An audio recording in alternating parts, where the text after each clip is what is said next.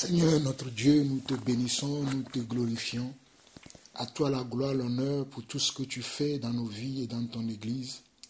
Merci pour le réveil que tu suscites aujourd'hui dans nos cœurs, afin que nous puissions nous repentir de nos péchés et nous aligner, Seigneur Dieu, derrière ta parole et derrière ton esprit. Car tu as dit que lorsque le Saint-Esprit viendra, il nous conduira dans toute la vérité et rien que la vérité. Tu as également dit que lorsque le Saint-Esprit viendra, il nous convaincra de péché, de justice et de jugement. Seigneur, ce matin, que le Saint-Esprit nous fasse du bien, qui nous convainc de péché, de justice et de jugement, afin que nous puissions nous redresser, afin que nous puissions, Seigneur Dieu, marcher sur tes voies, afin que nous puissions suivre, Seigneur Dieu, tes pas. Merci, Seigneur, encore pour ce privilège que tu me donnes, afin que je puisse m'adresser, Seigneur Dieu, à mes frères et sœurs dans le monde entier.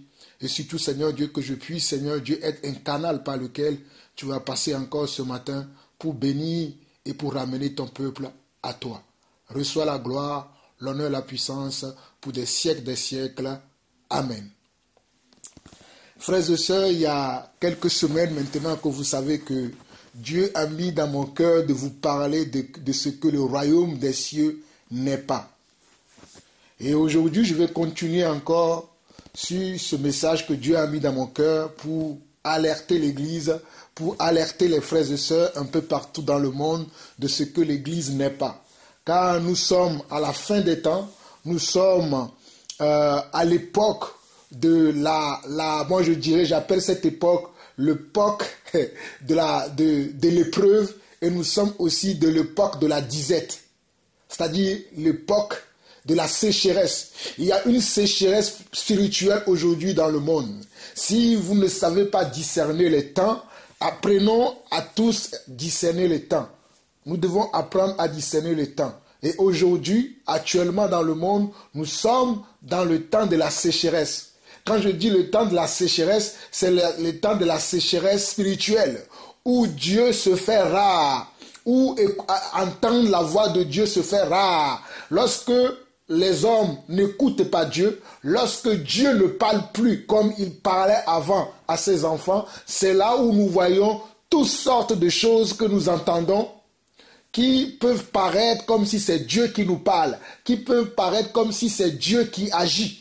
Et aujourd'hui dans l'église, nous voyons beaucoup de choses de cette manière-là, de cette façon-là. Beaucoup de choses qui se meuvent, qui bougent, qui ont l'apparence, qui ont l'impression de ressembler à la parole et à la pensée de Dieu. Mais nous qui sommes des adultes dans le Seigneur, nous devons discerner les temps et les saisons. Nous devons discerner toutes choses, car le Seigneur dit dans sa parole qu'à la fin des temps, les gens, c'est-à-dire l'Église, abandonneront comment? La foi, c'est-à-dire la vraie foi, la vraie parole de Dieu, et ils se donneront une foule de docteurs. Et également, à la fin des temps, il y aura des faux prophètes. Il y aura des gens qui aimeront leur chair plus que Dieu. Alors que nous devons aimer Dieu plus que notre chair. Nous devons faire violence à la chair. Mais aujourd'hui, les gens ne veulent plus faire violence à la chair. Ils aiment leur propre chair plus que Dieu. C'est là où naissent beaucoup de tourments. C'est là où l'église de Dieu n'existe plus, mais c'est l'église des hommes, que j'appelle des groupements d'hommes, que j'appelle des marchés publics, que j'appelle des endroits qui sont des endroits secs. Mais ce matin, je prie pour toi, toi qui entends ma voix. Je suis la voix qui crie dans le désert pour aplanir le sentier du Seigneur. Mais mon nom dans ce monde est Jean-Paul Lawson. Et tu écoutes la voix de Jean-Paul Lawson ce matin. Je prie pour toi en ce premier mai que tu puisses avoir la sagesse de Dieu pour discerner les temps et les saisons et pour marcher selon sa parole. Donc je continue cet enseignement que Dieu a mis dans mon cœur qui est ce que l'Église n'est pas. Nous allons continuer aujourd'hui et nous allons prendre Matthieu chapitre 11. Nous allons prendre Matthieu chapitre 11 et nous allons lire du verset 9. Nous allons lire du verset 9. Aujourd'hui, nous allons prendre Matthieu chapitre 11 et nous allons lire du verset 9 aujourd'hui. Verset 9. au verset 24. Matthieu chapitre 11, verset 9 au verset 24. Écoutez la parole du Seigneur, Église de Dieu. Qu'êtes-vous donc allé voir? Un prophète?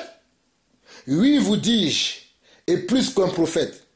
Car celui dont il est écrit, voici, j'envoie mon messager devant ta face, pour préparer ton chemin devant toi.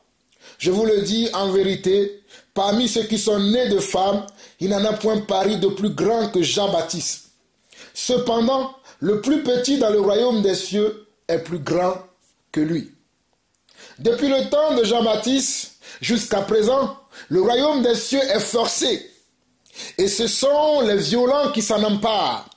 Car tous les prophètes et la loi ont prophétisé jusqu'à Jean. Et si vous voulez le comprendre, c'est lui qui est l'Élie qui devait venir. Que celui qui a des oreilles pour entendre, entende. À qui comparerai-je cette génération?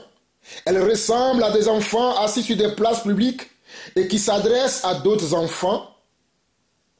Disent, nous avons joué de la flûte et vous n'avez pas dansé. Nous avons chanté des complaintes et vous ne vous êtes pas lamentés. Car Jean est venu, ne mangeant ni ne buvant, et ils disent, il a un démon. Le Fils de l'homme est venu, mangeant et buvant, et ils disent, c'est un mangeur et buveur, et un ami de publicains, et des gens de mauvaise vie. Mais la sagesse a été justifiée par ses œuvres. Alors il se mit à faire des reproches aux villes dans lesquelles avaient eu lieu la plupart des miracles, parce qu'elles se s'étaient pas repenties. Malheur à toi, Chorazine! Malheur à toi, Bethsaïda! Car si les miracles qui ont été faits au milieu de vous avaient été faits dans Tyr et dans Sidon, il y a longtemps qu'elles se seraient repenties en prenant le sac et la cendre. C'est pourquoi je vous le dis, au jour du jugement, Tyr et Sidon seront traités moins rigoureusement que vous.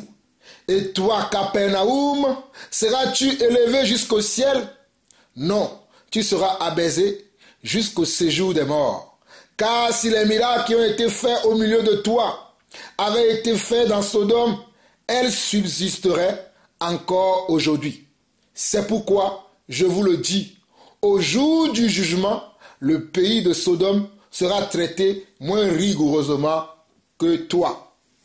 Frères et sœurs, vous venez d'écouter la parole de notre Seigneur Jésus-Christ.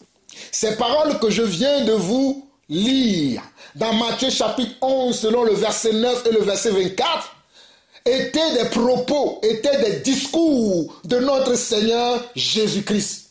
Mes frères, rien qu'à lire cette parole, mon cœur est dans la commande. Mon cœur est chaud. Mon cœur me fait mal quand je lis cette parole. C'est-à-dire, mon cœur est dans la détresse quand je lis cette parole. Une détresse qui me pousse à comprendre qu'est-ce que Dieu entend de moi en tant que son enfant, en tant que son serviteur, en tant que frère. Parce que nous savons, parce que Dieu dit ici que Jésus-Christ qui est notre Dieu dit ici dans ce message, il s'adressait comment? À la foule qui le suivait. Il s'adressait comment? Aux sacrificateurs. Il s'adressait comment? Aux pharisiens. Il s'adressait aux Philistins. Il s'adressait à tout le monde, aux Philistins même. Il s'adressait à son époque, il s'adressait à tout le peuple. Parce qu'aujourd'hui, les gens sont comment? Les gens sont à la recherche comment? Des miracles. Aujourd'hui, nous vivons une époque où, comme il y a la sécheresse, les gens cherchent quoi? Ils cherchent des miracles. Ils cherchent comment? Des paroles de tu vas réussir. Tu ne vas pas avoir d'échec. Les gens cherchent des paroles réconfortantes. Ils ne cherchent plus des paroles qui viennent de la bouche du Seigneur. Ils ne cherchent plus des messages qui vont se poser des bonnes questions pour avoir de bonnes réponses. Les gens aujourd'hui, à notre époque, tout ce qui les intéresse, ce sont des miracles. C'est pour cela que nous voyons aujourd'hui des prophètes de Baal qui pullulent dans les églises. Nous voyons des prophètes de mensonges qui pullulent aujourd'hui dans les églises. Mes frères et sœurs, je suis étonné de voir aujourd'hui comment même les véritables enfants de Dieu se font entraîner par ces foules, se font entraîner par ces vagues de menteurs, ces vagues d'hypocrites, ces vagues on va dire, des ensorceleurs. Mais mon cœur est dans la joie parce que pendant que tout ce spectacle se fait aujourd'hui dans l'église, il y a quelques-uns encore qui se gardent. Il y a quelques-uns encore qui prennent garde. Il y a quelques-uns encore qui veulent faire violence à leur chair. Parce que si vous écoutez bien, Matthieu chapitre 11, le verset, j'ai lu tout à l'heure du verset 9 au verset 24, mais si vous remarquez bien le verset 12, qu'est-ce que le Seigneur dit? Le Seigneur dit à la foule, à ceux qui l'écoutaient, il leur dit ceci. Depuis le temps de Jean-Baptiste, il n'a pas dit depuis le temps d'Abraham. Il n'a pas dit depuis le temps de Moïse. Il n'a pas dit depuis le temps de Josué. Il n'a pas dit depuis le temps de Michée. Il n'a pas dit depuis le temps de Zacharie. Il n'a pas dit depuis le temps de qui? Depuis le temps de... Alléluia. Depuis le temps de Caleb. Mais il a dit depuis le temps de Jean-Baptiste.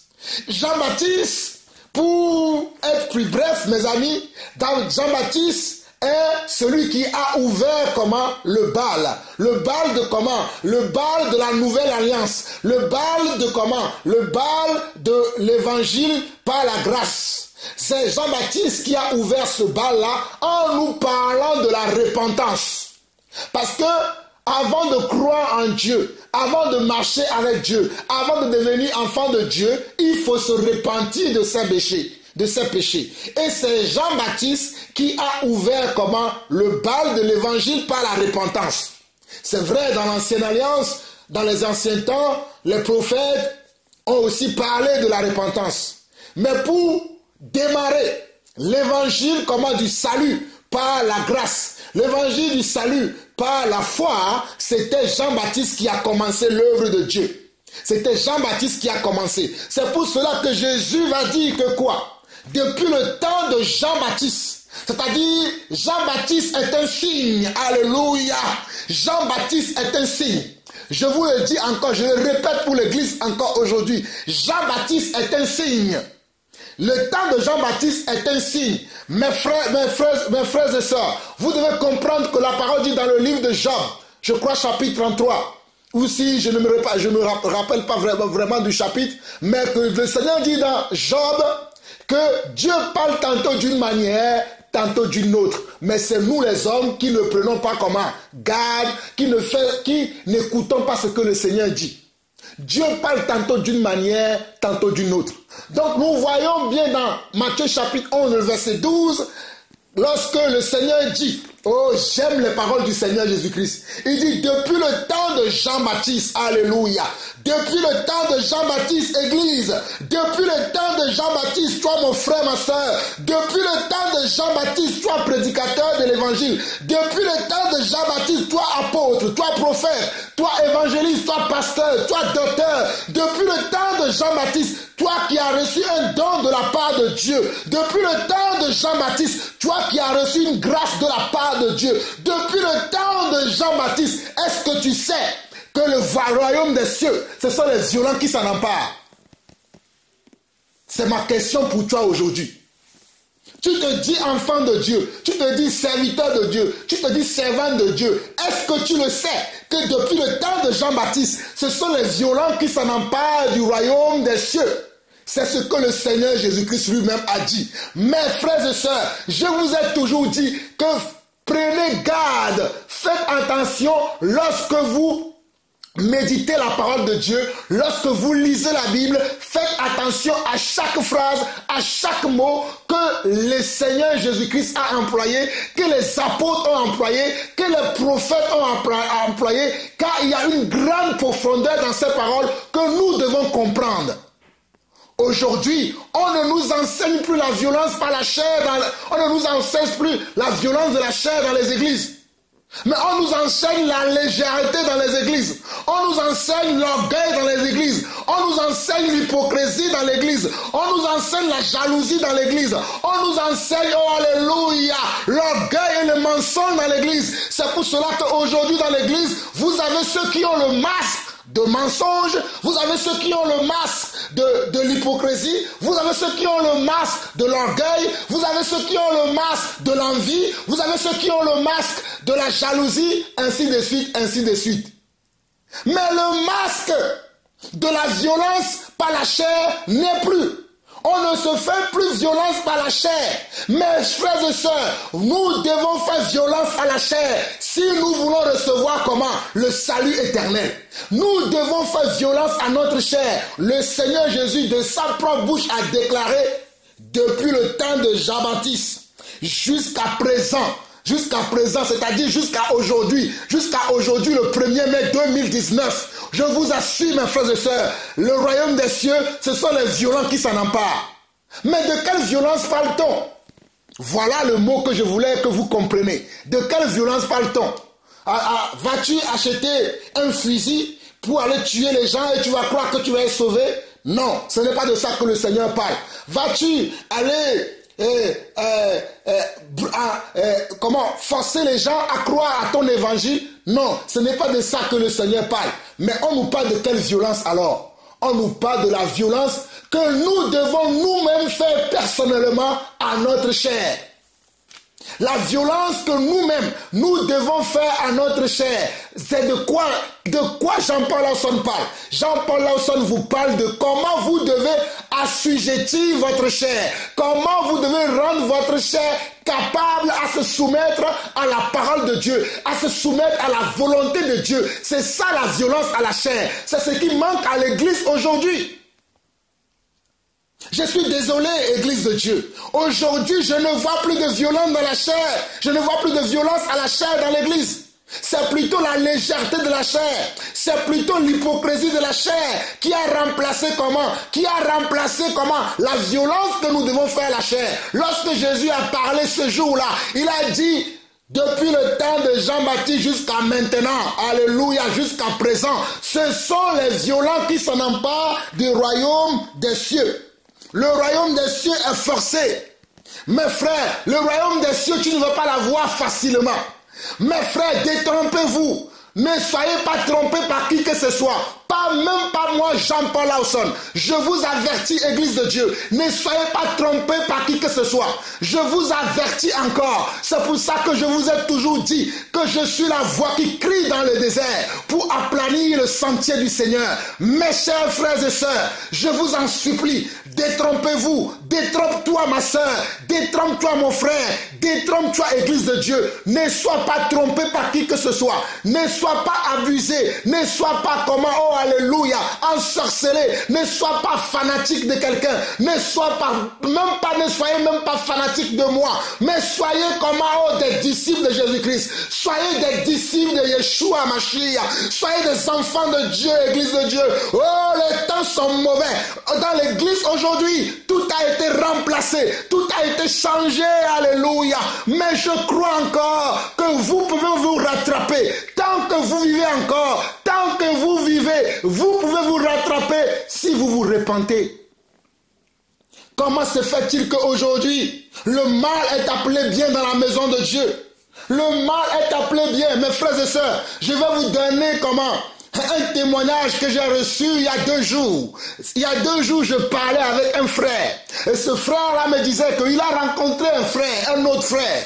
Et cet autre frère-là vivait comment dans le désordre, vivait comment sans faire violence à la chair. Et le frère lui dit, mon frère, mais tu sais que la Bible déclare que nous devons marcher selon la parole de Dieu. Tu sais que la Bible ne nous permet pas de fêter certaines fêtes que le monde fête. Tu sais que la Bible ne nous permet pas d'agir comme le monde. Mes frères et sœurs, vous savez ce que le frère a répondu à mon frère? Il lui a répondu, mon frère, mais je comprends ce que tu dis. Je comprends que ce que tu dis, c'est écrit dans la Bible. Mais tant que, quand on fête, on parle de Jésus, c'est bon. Tant que tout ce qu'on fait, Jésus est dedans, c'est bon. Tant que tout ce qu'on dit, on met Jésus dedans, c'est bon. Tant que tout ce que nous pratiquons, il y a Jésus dedans, c'est bon. Mes frères et sœurs, c'est l'état actuel de l'Église aujourd'hui. Les gens se lèvent du jour au lendemain. Ils vont parler avec n'importe qui, avec n'importe quoi, n'importe où, n'importe comment. Et ils vont se dire, puisque nous invoquons le nom du Seigneur Jésus dedans, c'est bon.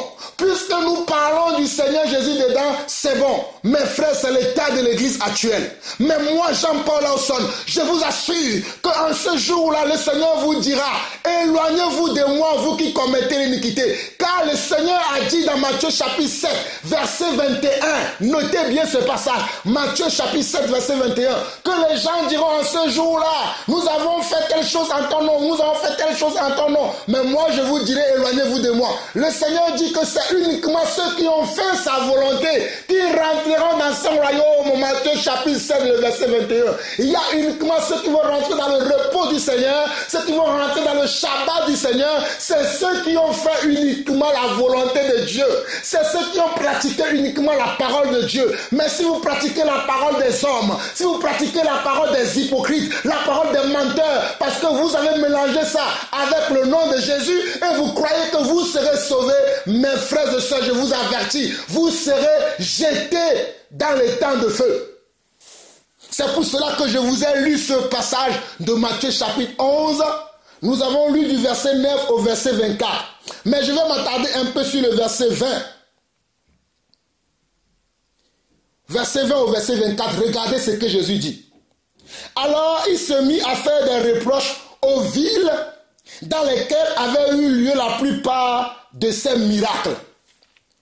Regardez ce que Jésus fait. Jésus fait des reproches à des gens qui sont venus écouter sa parole.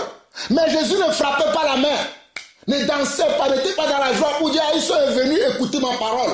Mais il leur faisait des reproches. Il leur faisait comment? Des reproches. Je répète encore, il leur faisait des reproches. Et aujourd'hui, le Seigneur fait des reproches à beaucoup de ses enfants, à beaucoup de ses serviteurs, à beaucoup de ses servants, à beaucoup d'églises, parce que nous avons laissé de côté la parole de Dieu et nous les avons remplacés par nos propres paroles. Nous avons laissé de côté le message que Dieu nous a donné, que nous devons aller donner aux enfants de Dieu. Nous les avons laissés de côté et nous avons choisi nous-mêmes nos messages. Nous avons choisi nous-mêmes nos propres volontés. Oh, mon cœur me fait mal quand je vois l'état de l'église. J'ai mal quand j'entends les gens dire que non, c'est le temps où nous devons faire ce que nous voulons. C'est le temps où nous devons agir comme le vent nous pousse. Mes frères et sœurs, nous devons agir selon les Écritures. Nous devons agir selon les enseignements de Jésus-Christ. Nous devons agir selon les fondements des apôtres et des prophètes. Mais nous ne devons pas suivre un mouvement. Nous ne devons pas suivre un groupe de personnes. Nous ne devons pas suivre la mouvance. Nous ne devons pas suivre la majorité des gens. Mais nous devons suivre comment? La parole de Dieu. Regardez ce que Jésus dit. Matthieu chapitre 11, le verset 20. Il dit, alors il se mit à faire des reproches aux villes dans lesquelles avaient eu lieu la plupart de ces miracles parce qu'elles ne s'étaient pas repenties. Malheur à toi, Chorazin. Malheur à toi, Bethsaïda. Car si les miracles qui ont été faits au milieu de vous avaient été faits dans Tyr et dans Sidon, il y a longtemps qu'elles se seraient repenties en prenant le sac et la cendre. Car les miracles qui ont été faits au milieu de toi, au milieu de l'église aujourd'hui, il y a beaucoup de miracles qui ont été faits. Au milieu de l'église aujourd'hui, il y a beaucoup de miracles qui ont été faits. Mais les gens ne veulent pas se repentir. Les gens ne veulent pas se tourner vers Dieu. Alors que lorsque Dieu fait un miracle dans la vie de quelqu'un, lorsque Dieu fait un miracle dans une église, quand je dis église, je parle à quelqu'un. Lorsque Dieu fait un miracle dans une ville, Dieu s'attend que dans cette ville-là, qu'il y a de la repentance. Qu'il y a comment? De la repentance. Qu'il y a comment? De la conversion. Mes frères, comment se fait-il qu'à notre époque aujourd'hui, mes frères, écoutez-moi très bien, comment se fait-il qu'à notre époque aujourd'hui, on nous parle de miracles par-ci, on nous parle de miracles par-là, on nous parle du miracle le matin, on nous parle du miracle à midi, on nous parle du miracle le soir, mais la repentance n'y est pas. Mais la repentance n'y est pas. De quel miracle nous parle-t-on? Allez lire le livre des Actes des Apôtres. Lorsque Pierre et Jean sont rentrés dans le temple et qu'ils ont accompli des miracles, la crainte s'empara encore du peuple pour que le peuple puisse craindre Dieu. C'est ce que les apôtres ont fait. Lorsque Pierre va ressusciter encore des morts dans le livre des Actes des Apôtres, la Bible dit que toutes les villes voisines se sont accourues pour voir ce que Pierre a fait et ils ont fait quoi? Et ils se sont repentis. Mais aujourd'hui, dans un endroit comme l'Afrique du Sud, dans un endroit comme le Nigeria, dans un endroit comme les États-Unis, dans un endroit comme le Canada, dans un endroit comme le Togo, pour ne citer que cela, à longueur de journée, les gens se disent qu'ils ont accès à des miracles. Mais je me demande pourquoi il n'y a pas de repentance dans ces pays-là. Je me demande pourquoi il n'y a pas de gens qui se convertissent dans ces pays-là. Mais le mal s'accroît toujours. Mais le mensonge, l'hypocrisie grandit toujours dans ces endroits. Mais on nous parle de miracles. C'est quel miracle? C'est quel miracle? Le vrai miracle amène à la repentance. Le vrai miracle amène à la repentance. Mais il n'y a que de faux miracles sur la terre.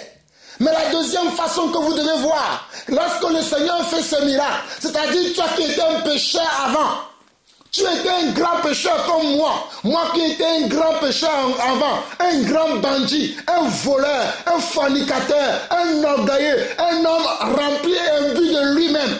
Mais le jour où le Seigneur Jésus m'a appelé à lui, mes frères et sœurs, je vous assure que mon cœur a saigné. Je vous assure que jusqu'aujourd'hui, j'ai la crainte de Dieu. Même si je pense que je ne suis pas encore parfait, même si je ne suis pas encore parfait et que je cherche la perfection, mon cœur tremble devant la parole de Dieu. Mon âme tremble devant la parole de Dieu. Je ne prends pas la parole de Dieu à la légère, comme je vois quelques-uns le faire. Je ne prends pas la parole de Dieu comme acquis, mais je travaille nuit et jour, afin de ne pas être désapprouvé, afin de ne pas être désapprouvé à la fin des temps. Mais aujourd'hui, ce n'est pas ce que je constate dans l'église. Les gens n'ont pas vu le miracle de Dieu dans leur vie. Ils n'ont pas vu qu'ils étaient pécheurs avant, mais que Dieu a fait qu'ils ont entendu sa voix et qu'ils sont rentrés dans son église. Ça, c'est un grand miracle que Dieu a fait. Ma soeur, ne sais-tu pas que toi qui forniquais avant, toi qui allais avec le mari des autres, toi qui n'avais aucune envie de te marier, mais aujourd'hui Dieu t'a béni, tu es posé, tu as un mari, Dieu t'a fait grâce, tu as des enfants, Dieu t'a fait grâce, tu as même un homme qui a posé ses regards sur toi. Mais c'est un miracle, c'est un miracle. Dans ta famille, on ne se mariait pas. Dans ta famille, on n'avait pas des enfants. Mais toi, Dieu t'a fait la grâce, tu as eu un enfant. Dieu t'a fait la grâce, tu as même un travail. Dieu t'a fait la grâce, mais tu as même, alléluia. Tu as reçu ta guérison, ta délivrance. Par rapport à ta vie du passé, par rapport au comportement que tu avais dans le passé. Mais tu ne reconnais pas que c'est un miracle. Tu continues à vivre dans l'hypocrisie, tu continues à vivre dans le mensonge, tu continues à vivre dans l'orgueil. À cause des messages que vous écoutez dans ces soi-disant églises. Mes frères et sœurs, sachez que le Seigneur a fait des reproches à la foule. Il leur a dit: malheur à toi, Chorazine. Malheur à toi, Bethsaïda. Car si les miracles qui ont été faits au milieu de vous avaient été faits dans Tyr et dans Sidon, il y a longtemps qu'elles se seraient repenties. Regardez le message que le Seigneur dit. Le Seigneur dit: malheur à toi, Chorazine. Malheur à toi, Bethsaïda. Car si les miracles qui ont été faits au milieu de vous avaient été faits dans Tyr et dans Sidon, il y a longtemps qu'elles se seraient repenties en prenant le sac et la cendre. Pourquoi nous ne nous repentons pas? Je vous parle de la repentance aujourd'hui. Pourquoi nous ne nous repentons pas de nos péchés? Pourquoi nous ne nous repentons pas de nos adultères? Pourquoi nous ne nous repentons pas de nos hypocrisies, de notre orgueil? Nous ne voulons pas faire violence à la chair. Nous voulons marcher dans la légèreté. Nous voulons marcher comment? Dans la compromission. Nous voulons tromper Dieu. Mais la Bible déclare qu'un homme ne peut pas tromper Dieu. Ne le sais-tu pas, mon frère, ma soeur, toi qui trompes Dieu? Toi qui trompes Dieu, oui, c'est à toi que je m'adresse. Toi qui écoutes ma voix. Toi qui trompes Dieu. Tu es même serviteur de Dieu. Tu portes le nom d'un serviteur de Dieu. Tu portes le nom d'une servante de Dieu. Mais tu trompes Dieu. On ne peut pas tromper Dieu. Tu peux tromper nous les hommes, mais tu ne peux pas tromper Dieu. Vous pouvez nous tromper nous les hommes. Vous pouvez nous mentir nous les hommes. Vous pouvez nous ensorceler si vous voulez. Mais vous ne pouvez pas tromper le Seigneur Dieu. Personne ne peut tromper Dieu. Détrompez-vous. Arrêtez de tromper Dieu. Quelle tromperie je vois dans la maison de Dieu. On trompe Dieu à longueur de journée. On ment à Dieu à longueur de journée. Mes frères et sœurs, mon cœur me fait mal. Je ne comprends pas cette génération. Nous sommes une génération méchante. Nous sommes une génération adultère. Nous sommes une génération perverse. Notre génération, c'est une génération qui est remplie de rapines. C'est une génération qui est mauvaise. Vous devez avoir honte de continuer à marcher dans votre vie de disciple comme ça. Vous devez avoir honte. Vous allez à l'église dans le but de chercher un mari, dans le but de trouver une femme. Vous allez à l'église, c'est dans le but de montrer votre apparence, vos masques d'hypocrisie, vos masques d'orgueil. Vous allez à l'église, c'est dans le but d'aller attraper un frère. Vous allez à l'église, c'est dans le but d'aller attraper une sœur et de faire vos affaires avec elle. C'est ça l'église de Dieu. C'est ça la maison de Dieu aujourd'hui. Les gens vont à l'église, ce n'est pas pour apprendre à marcher selon la parole de Dieu. Ce n'est pas pour apprendre à craindre Dieu, mais c'est pour aller forniquer, c'est pour aller mentir, c'est pour aller envier, c'est pour aller montrer sa gloire, c'est pour aller montrer ses richesses, c'est pour aller, oh alléluia, cette génération est méchante. Oh, cette génération est méchante, très méchante. C'est ça la génération dans laquelle nous vivons. La génération des méchants. Le royaume des cieux n'est pas cela. Le royaume des cieux n'est pas cela. Mes frères et sœurs, je vous avertis, le royaume des cieux n'est pas cela. Matthieu chapitre 12. Matthieu chapitre 12. Nous allons prendre Matthieu chapitre 12. Nous allons lire du verset 38 au verset 42. Matthieu chapitre 12. Le verset 38 au verset 42. Regardez encore ce que Jésus dit. Je vous parle de ce que le royaume des cieux n'est pas. Et pour vous parler de ce que le royaume des cieux n'est pas, il faut que nous allons voir le créateur du royaume des cieux. Il faut que nous allons voir le créateur de l'église. Le créateur de l'église, ce n'est pas moi, Jean-Paul Lawson. Le créateur de l'église, ce n'est pas le pasteur dont tu es fanatique. Le créateur de l'église, ce n'est pas l'endroit où tu vas prier le dimanche et tu crois que c'est ça l'église. Le créateur de l'église, c'est Jésus-Christ. Et donc c'est sa parole qui doit te montrer comment son église doit être. Et regardez ce que Jésus-Christ dit dans Matthieu chapitre 12, le verset 38 au verset 42. Alors quelques-uns des scribes et des pharisiens prirent la parole et dirent, Maître, nous voudrions te faire voir un miracle. Regardez bien. Il leur répondit, une génération méchante et adultère demande un miracle. Il ne lui sera donné d'autre miracle que celui du prophète Jonas. Car de même que Jonas fut 3 jours et 3 nuits dans le ventre d'un grand poisson, de même le Fils de l'homme sera 3 jours et 3 nuits dans le sein de la terre. Les hommes de Ninive se lèveront au jour du jugement avec cette génération et la condamneront parce qu'ils se repentirent à la prédication de Jonas. Et voici, il y a ici plus grand que Jonas.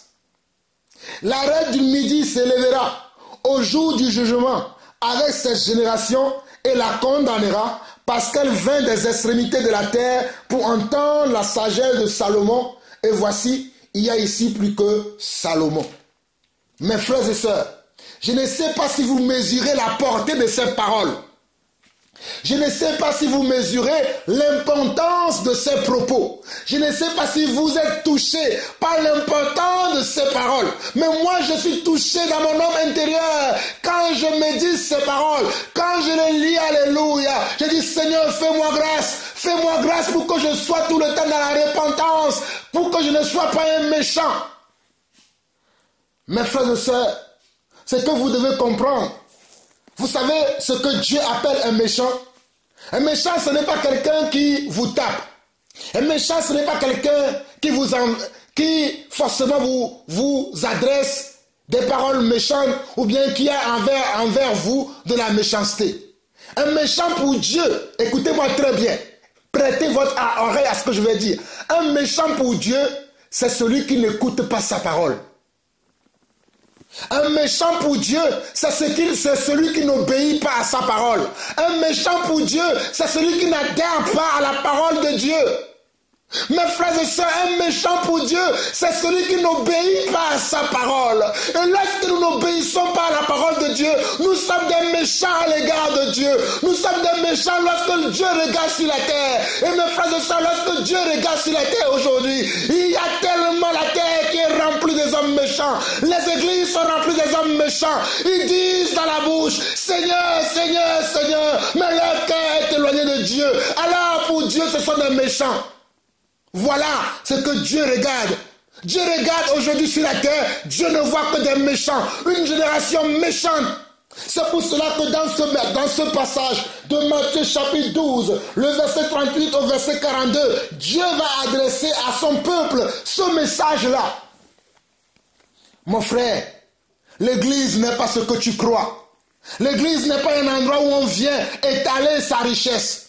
L'église n'est pas un endroit où on vient étaler ses dons, ses talents. L'église n'est pas un endroit où on vient pour festoyer. L'église n'est pas un endroit où on vient pour se récréer. L'église n'est pas un endroit où on vient pour faire comment? Du spectacle. L'église est un endroit où on vient pour être formé, où on vient pour recevoir comment? La parole de Dieu et se repentir. L'église est un endroit quand on vient, c'est pour être réformé, c'est pour comment changer d'attitude et de caractère, c'est pour changer de comportement. Mais aujourd'hui, quand je vois l'état de l'église, oh, mon cœur me fait mal cette génération. Mon cœur me fait mal quand j'écoute les hommes. Mon cœur me saigne quand je vois l'état de l'église, quand je vois des vidéos, je reçois certains enseignements, quand je vois comment les hommes se conduisent autour de moi, je me dis, mais Seigneur, c'est vrai ta parole quand tu as dit qu'à la fin des temps, les hommes abandonneront la foi et se tourneront vers les fables. Nous sommes à cette époque-là aujourd'hui. Et cela ne date pas d'aujourd'hui. Même à l'époque de Jésus-Christ, les gens étaient encore méchants. Mes frères, détrompez-vous. Même à l'époque de Jésus, les gens étaient méchants. Voici pourquoi nous voyons Jésus leur donner ces paroles-là. Mais mes frères et sœurs, manquez-vous tellement d'intelligence pour comprendre que même à l'époque de Jésus, il y avait encore des méchants sur la terre. Il y avait encore des hypocrites. Il y avait encore des orgueilleux. Il y avait encore des menteurs. Il y avait encore des adultères, pour ne citer que cela. Êtes-vous tellement sans intelligence pour reconnaître que même à l'époque de Jésus, la méchanceté était encore là? Car beaucoup me disent aujourd'hui, montre-moi le miracle que tu fais toi. Tu parles tellement de gens qui font des faux miracles. Tu dis que les gens sont mauvais, mais toi-même, qu'est-ce que tu fais? N'est-ce pas ce que les gens disaient à Jésus? N'est-ce pas ce que les gens demandaient à Jésus? Il y a des frères qui me demandent, nous avons demandé des soutiens. Il y a un frère qui m'a dit, j'ai demandé des soutiens pour écrire un livre. Tu ne m'as pas soutenu pour écrire mon livre. Donc tu es un faux frère. Ce n'est pas le message qu'on disait à Jésus. Ce n'est pas ce qu'on disait à Jésus, mes frères et sœurs. Jésus nous a-t-il appelés à écrire des livres? Quand je vois aujourd'hui que les gens écrivent des livres, ils sont là à longueur de journée. Tout ce qui les intéresse, c'est écrire des livres. Moi, je dis que non, dans la parole de Dieu, Pierre n'a pas écrit un livre qu'il a vendu. Paul n'a pas écrit un livre qu'il a vendu. Jean n'a pas écrit un livre qu'il a vendu. Oh, Jacques n'a pas écrit un livre qu'il a vendu. Mais je suis étonné de voir que même les gens sont prêts maintenant à me lapider. Alléluia. Ils disent, je veux rencontrer personnellement ce monsieur qui dit qu'on ne doit pas vendre l'église, qui dit qu'on ne doit pas vendre la parole de Dieu. Je veux le rencontrer personnellement pour voir ce que lui il a accompli dans la maison de Dieu. Ils sont prêts maintenant à venir aux mains. Ils sont prêts maintenant à venir nous tuer. Ils sont prêts maintenant à venir nous brutaliser. Alléluia. Parce que nous prêchons l'évangile vrai. Mes frères et sœurs, les temps sont mauvais. Nous sommes dans une génération, une génération méchante et adultère qui ne veulent pas comprendre la parole de Dieu. Ils sont prêts à tout. Les gens sont prêts à tout aujourd'hui pour nous faire taire, mais je ne me tairai pas, car je suis la voix qui crie dans le désert. Lorsque les disciples ont commencé leur œuvre, lorsque les apôtres ont commencé leur œuvre, je n'ai pas vu Pierre écrire un livre qu'il a vendu. Mes frères et sœurs, j'ai une question à poser à ceux-là qui écrivent des livres, à ceux-là qui écrivent des magazines. Vous pouvez appeler même votre magazine Jésus-Christ. Vous pouvez appeler même votre livre Jésus-Christ. Comme le frère là qui a dit à mon frère que non, mais tout ce qu'on fait, si on met Jésus dedans, c'est bon. Je vous le dis encore aujourd'hui. Tu peux écrire ton livre, l'appeler Jésus-Christ. Tu peux écrire ton livre, l'appeler Jérusalem. Tu peux écrire ton livre, l'appeler David. Tu peux écrire ton livre, l'appeler Josué, comme tu veux. Donne le nom que tu veux à ton livre. Mais si tu vends quelque chose dans la maison de Dieu, oh mon Seigneur, Dieu te dira en ce jour-là, éloignez-vous de moi, vous qui commettez l'iniquité. Je vous le répète encore, toi qui vends l'évangile, mes frères et sœurs, je suis outré, je suis effaré de voir aujourd'hui que dans la maison de Dieu, on vend des choses, on vend tout. Même l'eau est vendue dans la maison de Dieu. Même l'eau est vendue dans la maison de Dieu. Mais la Bible déclare que vous avez reçu gratuitement, donné gratuitement. La fin de la Bible Apocalypse, chapitre 22, dit la même chose. Mais je me demande quelle Bible lisent ces gens. Mais tout ce qu'ils veulent, c'est de nous tuer, c'est de nous faire taire. Mes frères et sœurs, il faut que vous compreniez la parole de Dieu. Il faut que vous adhérez à la parole de Dieu. Car tout ce qu'on vous présente, vous devez aller vérifier dans les Écritures. Vous devez aller consulter la Bible. Vous devez aller consulter les paroles des sages, de ceux qui ont été avant nous, pour voir si c'est comme ça qu'ils ont agi. Dites-moi aujourd'hui, quel est le livre que Paul a vendu? Dites-moi, parlez-moi un peu de ça aujourd'hui. Dites-moi aujourd'hui quel est le livre que Jean a vendu. Dites-moi, parlez-moi de ça. Non, on va trouver des prétextes pour se justifier. On va trouver des prétextes pour se justifier parce qu'il y a la vente de livres dans la maison. Mais mes frères, vous ne le savez pas, mais je vais vous le dire encore. Dans l'église où j'ai été formé, mes frères, je vous dis dans l'église où j'ai été formé, la plus grande église en France, l'église Charisma, l'église... La 5e plus grande de l'Europe, l'église Charisma, que selon eux, ils ont plus de 15 000 membres aujourd'hui. Dans cette église, il y a quelques semaines, il y a un serviteur de Dieu qui sert, un serviteur de Dieu pour moi selon le monde, d'après ce que je vais vous dire, qui sert en Israël. Il est venu dans ce soi-disant, dans cette église Charisma. Après avoir prêché son évangile de mort, je dis bien son évangile de mort, parce que dans ces églises-là, ils ne prêchent pas l'évangile de vie, mais ils prêchent l'évangile de mort. Après avoir prêché son évangile de mort, vous savez ce que l'homme a proposé? L'homme est un serviteur de Dieu, mais il a aussi une agence de voyage. Une agence de voyage qui prépare le voyage pour les gens qui veulent aller en Israël. Écoutez-moi très bien. Mes frères, je me sens très mal quand j'entends ces choses. Je me sens très mal. Ce serviteur-là, en question, quand il a fini de prêcher, il a aussi une agence de voyage, je vous dis. Un serviteur de Dieu qui a une agence de voyage. Quand il a fini de prêcher, il va proposer à l'église d'acheter des voyages pour aller où? Pour aller en Israël. Et vous savez combien ça coûte le voyage? Pour 4 jours, pour aller en Israël, ça coûtait 2000 €. Écoutez-moi très bien. Pour aller en Israël, le voyage pour 4 jours coûtait 2000 €. Et c'est un serviteur de Dieu qui vient vendre ça à l'église pour que les gens aillent en Israël. La première des choses que vous devez savoir, Dieu n'est pas en Israël. Ça, c'est la première des choses. Deuxièmement, ce que vous voyez en Israël, quand vous allez en Israël, on vous fait passer par des endroits. On va vous dire que ici Jésus est passé par là, Jésus est passé par là. Ce ne sont pas les vrais endroits par où Jésus est passé et partout où vous allez en Israël, surtout ces sites touristiques sont gérés par les catholiques. Je répète encore, ce sont les catholiques qui ont reconstitué ces sites touristiques pour se faire de l'argent. Et vous allez là-bas et on vous dit que c'est là où Jésus est passé et vous croyez que réellement Jésus est passé par là. Mes frères et sœurs, je suis outré, je suis effaré de voir qu'un homme qui se dit serviteur de Dieu vient à l'église, ce n'est pas pour prêcher un message de repentance. Oh! Génération méchante, mais c'est pour vendre des voyages. Un voyage qui coûte 2000 € pour 4 jours pour aller en Israël. Pour ne même pas... Mes frères, c'est ça l'église aujourd'hui. Et apparemment, selon sa publicité, après qu'il a fini, le pasteur Nuno Pedro a dit oui, j'achète le voyage. Il était le premier à lever la main pour dire j'achète le voyage. Et ensuite, il y a eu 200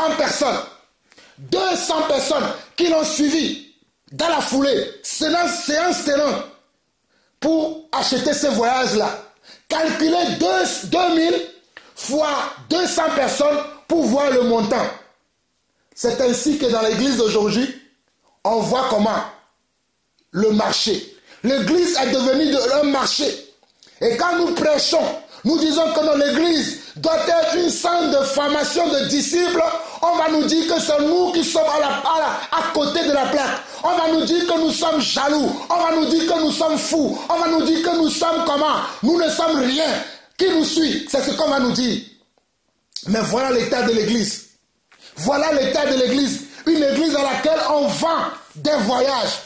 Une église dans laquelle on vient vous vendre des voyages. On ne vient pas vous prêcher l'évangile, mais on vient pour vendre des voyages. Et ces gens sont tellement, ces gens ont tellement l'art de vous convaincre que quand ils vont venir dans vos églises, ils vont réussir à vous convaincre à acheter leur voyage par la complicité de ceux qui les ont invités. Ils vont réussir à vous convaincre à acheter leur voyage, mais ils ne vont jamais réussir à vous convaincre de vous repentir de vos adultères, de vos mensonges, de vos hypocrisies, de vos fornications, de vos blasphèmes. Ils ne vont jamais réussir à vous convaincre de sortir de la méchanceté, de marcher dans la droiture, mais ils sont prêts à vous convaincre à acheter leur voyage, à acheter leurs livres qu'ils écrivent, à acheter leurs romans qu'ils écrivent, à acheter comment? Leurs spectacles qu'ils font dans leurs églises. Mais ils ne sont pas prêts à vous prêcher l'évangile de Jésus. Mes frères et sœurs, sachez que jusqu'à ma mort, je prêcherai contre ces choses. Jusqu'à ma mort, même si je dois mourir, malgré les menaces qu'ils nous font nuit et jour. Je vous ai dit qu'il y en a qui sont prêts maintenant à venir nous rencontrer personnellement pour nous brutaliser, pour nous tuer. Mais mes chers frères et sœurs, nous sommes prêts car Dieu nous a préparés pour un temps pour celui-ci. Dieu nous a préparés pour un temps comme celui-ci. Si je dois mourir, je mourrai au front. Voilà la vérité. Ça sera même un gain pour moi. Matthieu chapitre 12, le verset 38 au verset 42. Alors quelques-uns des scribes et des pharisiens prirent la parole et dirent, Maître, nous voudrions te voir faire un miracle. Voici les questions que les gens me posent aujourd'hui. Oui, Jean-Paul Hanson, c'est bien ce que tu prêches, mais montre-nous un miracle pour que nous sachions que c'est toi que nous devons suivre. Vous n'avez rien compris, vous qui pensez cela. Vous n'avez rien compris, vous qui pensez que c'est Jean-Paul Hanson que vous devez suivre. Qui est Jean-Paul Hanson? Qui est Jean-Paul Hanson? Jean-Paul Hanson est un pécheur qui a reçu la grâce de Dieu. Jean-Paul Hanson est un grand bandit que Dieu a appelé à lui. Jean-Paul Hanson est un voleur, un fornicateur que Dieu a appelé à lui. Mais vous voulez suivre Jean-Paul Hanson? Vous devez suivre l'évangile, car l'évangile c'est la vérité. Jésus a dit que mes paroles sont vie. C'est la parole que vous devez suivre. C'est le message que je prêche que vous devez suivre. Je ne cherche pas à créer un fan club. Je ne cherche pas à créer des adeptes de Jean-Paul Hanson. Non, je cherche à remplir le royaume des cieux. Je cherche à amener les gens à rencontrer leur Dieu. C'est ça mon devoir. C'est ça la mission que j'ai reçue de Dieu. Vous me demandez quel miracle je vais faire. Qu'est-ce que toi tu fais? Quel livre tu as écrit? Je n'ai pas écrit des livres. Tout est écrit déjà dans la parole de Dieu.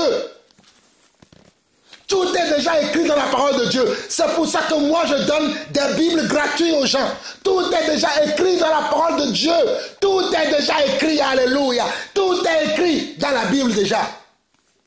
Par la grâce de Dieu, nous avons aussi écrit des petits traités pour amener les gens à comprendre la parole de Dieu, mais nous le distribuons gratuitement. Nous ne le vendons pas, nous le distribuons gratuitement. Je ne prêche pas un évangile que moi-même je ne mets pas en pratique. Vous devez suivre les gens qui pratiquent l'évangile qu'eux-mêmes ils enseignent. Si vous trouvez un homme de Dieu qui prêche un évangile qu'il ne pratique pas, mes frères et sœurs, prenez vos pieds à vos coups et partez de ces endroits. Il n'y a pas la présence de Dieu là-bas. Romains chapitre 2 dit, toi qui condamnes les autres et qui fais la même chose, tu seras inexcusable devant le Seigneur. Toi qui condamnes les autres et tu fais la même chose, tu seras inexcusable devant Dieu. Aujourd'hui, nous voyons des gens qui disent qu'on ne doit pas vendre dans l'église, mais eux-mêmes ils vendent. Ils vendent des voyages, ils vendent des journaux, des magazines. Certains ont donné des noms bizarres à leur magazine. Ils pensent que c'est en donnant le nom comme Jésus-Christ à leur magazine, comme Maranatha à leur magazine, comme Alléluia à leur magazine, comme Abraham à leur magazine, que c'est là que Dieu est dedans. Mes frères et sœurs, détrompez-vous. Ce n'est pas parce que vous mettez Dieu dans vos affaires que Dieu est là dedans. Ce n'est pas parce que tu as dit que Dieu est dans mes affaires que Dieu est dedans. Dieu sera avec toi si tu marches avec sa parole, si tu appliques sa parole, si tu respectes sa parole, si tu te soumets à sa parole, si tu obéis à sa parole, Dieu sera avec toi. C'est ça la volonté de Dieu. Matthieu chapitre 12, verset 38 au verset 42. Alors quelques-uns des scribes et des pharisiens prirent la parole et dirent, Maître, nous voulions te voir faire un miracle. Il leur répondit, une génération méchante et adultère demande un miracle. Il ne lui sera donné d'autre miracle que celui du prophète Jonas. Regardez ce que Jésus dit. Il ne leur sera donné qu'un miracle du prophète Jonas. Et regardez la suite. Car de même que Jonas fut 3 jours et 3 nuits dans le ventre des grands poissons, de même, le Fils de l'homme sera 3 jours et 3 nuits dans le sein de la terre. De même, le Fils de l'homme qui est encore Jésus-Christ sera 3 jours et 3 nuits dans le ventre de la terre. Les hommes de Ninive s'élèveront au jour du jugement avec cette génération et la condamneront. Notre génération sera condamnée. Le jour où Jésus-Christ reviendra, notre génération sera condamnée. Mes frères et sœurs, je dois vous avertir que lorsque Jésus-Christ reviendra, notre génération sera condamnée. Notre génération, oui, notre génération sera condamnée. Si nous ne repentons pas, si nous ne marchons pas selon la volonté de Dieu, si nous ne nous refusons pas de marcher dans la compromission, de marcher dans l'orgueil, de marcher dans l'envie, de marcher comment? Dans le m'as-tu vu? C'est moi qui sais tout, c'est moi qui accomplis tout. On ne doit pas me reprendre. Moi, c'est le Seigneur même qui me reprend. Le Seigneur ne peut pas utiliser un frère, le Seigneur ne peut pas utiliser une sœur pour me reprendre. Nous allons nous faire comment? Nous allons nous faire avoir. Nous allons nous retrouver comment? Dans les temps de feu, là où il y a des pleurs et des grincements de dents. Regardez. Les hommes de Ninive, verset 42 de Matthieu chapitre 12. Les hommes de Ninive se lèveront au jour du jugement avec cette génération et la condamneront. Parce qu'ils se repentirent à la prédication de Jonas. Et voici, il y a ici plus que Jonas. Vous connaissez l'histoire de Jonas. Lorsque Jonas est parti à Ninive, il a prêché. Toute la ville de Ninive, jusqu'aux animaux, se sont repentis. Alléluia. Oh, mes frères et sœurs, je vous en conjure dans le nom du Seigneur Jésus-Christ. Allez méditer le livre de Jonas. Vous allez voir que lorsque Jonas est parti à Ninive,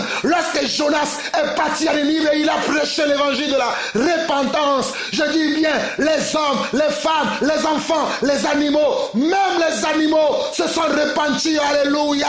Mais aujourd'hui, nous les hommes qui sont créés à l'image de Dieu, nous ne voulons pas nous repentir. Oh, nous les hommes qui sont créés à l'image de Dieu, nous ne voulons pas nous repentir. Mais à Ninive, les animaux se sont repentis. À Ninive, les enfants se sont repentis. À Ninive, les hommes se sont repentis. À Ninive, les femmes se sont repentis. Mais notre génération, nous sommes méchants. Nous sommes méchants. Une génération méchante et perverse ne veulent pas se repentir. Ils veulent continuer dans le mensonge. Ils veulent continuer dans l'orgueil. Ils veulent continuer dans l'envie. Ils veulent continuer dans l'hypocrisie. Mais je plains vos vies. Je plains vos vies. Toi prédicateur, toi servant de l'Éternel, toi apôtre, prophète, évangéliste, pasteur, qui continue dans le bassesse, qui continue dans le mensonge, qui continue dans la fraude dans la maison de Dieu. La fraude a rempli la maison de Dieu.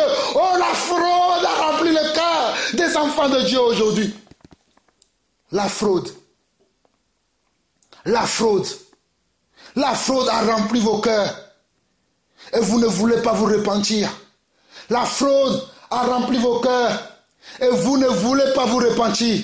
Repentez-vous avant qu'il ne soit trop tard. Repends-toi mon frère. Repends-toi ma soeur. Repends-toi de tes adultères cachés. Repends-toi de tes fornications cachées. Repends-toi de tes envies. Repends-toi de tes hypocrisies. Tu vas à l'église le dimanche. Tu vas à l'église le samedi. Tu vas même aux veillées de prière. Mais ta vie est toujours la même. Mensonge sur mensonge. Adultère sur adultère.